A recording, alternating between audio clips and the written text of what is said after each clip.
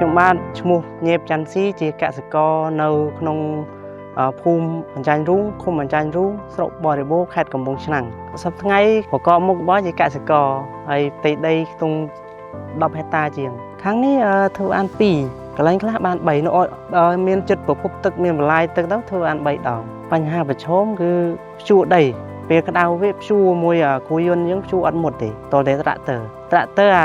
អាតូចក៏ភ្ជួរអត់មុតដែរតសេរី65ឡើង75អានឹងបានភ្ជួរមុត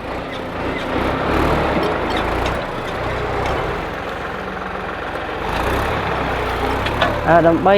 សម្រួលការងារខ្ញុំសម្រេចចិត្តទិញត្រាក់ទ័រដើម្បីភ្ជួរខ្លួនឯងផង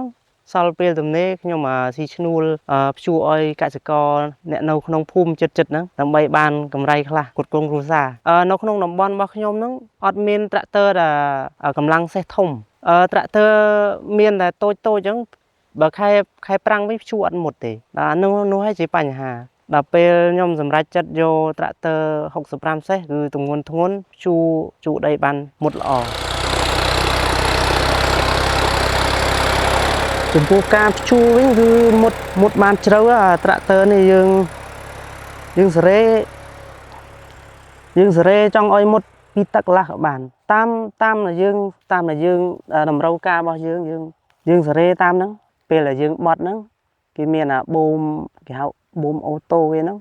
ដល់ក្បាលងារយើងអត់ចាំបាច់ឈប់ទេដល់ក្បាលងារយើងកាច់កងតាក់គេហ្នឹងទៅវាចំណេញពេលអត់ចាំបាច់ឈប់ហើយយើងកាច់ឲ្យកងតាក់វាទៅមុខហើយត្រាក់ទ័រផ្សេងដូចជាអត់មានoption មួយហ្នឹងអត់មាននេះគេមានបូមជំនួយលើកផាលហ្នឹងដាក់ផាលលឿនលើកក៏លឿនដែរប៉ែលមុខក៏ចឹងដែរហ្មងរបស់ផ្សេងគឺតើតែយើងលើកចង្កឹះវាតែនេះយើងអត់ចាំបាច់លើកយើងគាត់ចុចកងតាក់ហ្នឹងលើកដាក់ហើយការមុតគឺគេមានបូមវារត់ទៅស្មើដីពេលខ្លះវា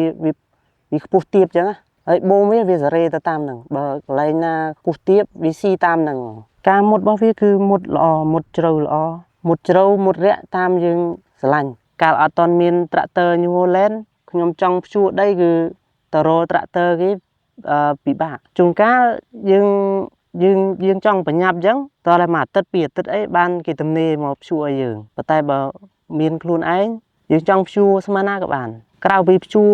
ស្រែខ្លួនឯងខ្ញុំអាចទៅស៊ីឈ្នួលភ្ជួរឲ្យគេរុញដីប្រៀបដីរុញព្រៃ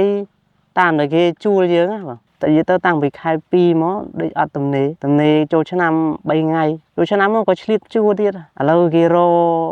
កភ្ជួរអត់ទាន់បានជួយគេទេតាមលេខរៀងគាត់មកមុនជួយគាត់មុនដោយសារយើងជួទៅវាទាន់ចិត្តគេយើងជួទៅជួស្អាតហើយគេពេញចិត្តគាត់ពេញចិត្តបានជាគាត់រកតហ្នឹងបើយើងជួអីអត់ស្អាតគាត់លេងរកយើងហើយរកតែម្ដងបើគាត់អត់ពេញចិត្តគាត់ឈប់រកគាត់ទៅរកគេផ្សេងប៉ុន្តែនេះយើងជួហើយគាត់រកទៀតហើយពេលមានស្រែជាប់គ្នាអញ្ចឹងគាត់ណែនាំថាឥឡូវត្រាក់ទ័រមកដល់ហើយជួអត់អញ្ចឹងណា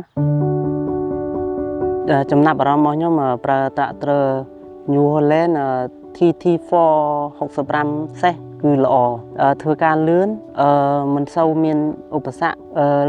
អត់ឡើងកម្ដៅវាមានប្រព័ន្ធស្អំប្រអប់លេខប្រព័ន្ធមាន turbo ដង្ហើមវាវែងដង្ហើមវាអត់មិនងាយឆ្អកដង្ហើមវាវែងយើងរុញអញ្ចឹងទៅចំណុចខ្លាំងរបស់ New Holland គឺធ្វើការលឿនផាលពេលយើងដល់ក្បាលងារត្រាក់ទ័រផ្សេងគឺយើងតលើកចង្កឹះហ្នឹងប៉ុន្តែត្រាក់ទ័រ New Holland យើងយកតែម្រាមដៃយើងចុចកងតាក់គេហ្នឹងលើអូតូមកយើងហើយយើងទៅទៀតទៅអ្នកដែលគេធ្លាប់ប្រើត្រាក់ទ័រផ្សេង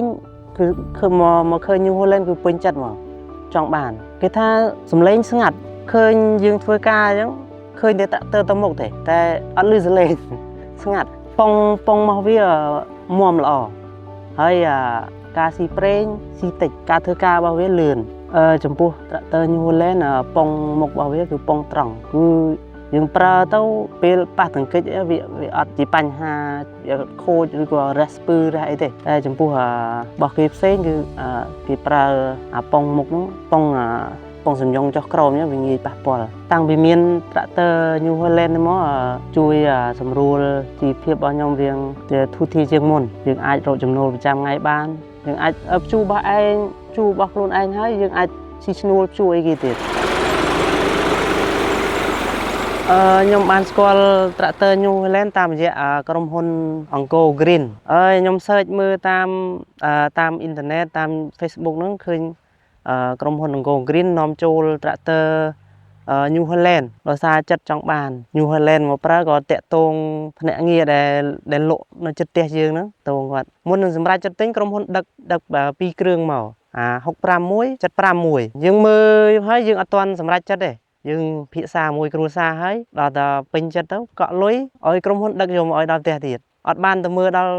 showroom អីណាផងអត់ចង់ចែករំលែកបទពិសោធន៍ឲ្យខ្ញុំប្រើ New Holland ទៅដល់បងកសិករដែលគាត់ចង់ប្រើ tractor បើចង់បាន tractor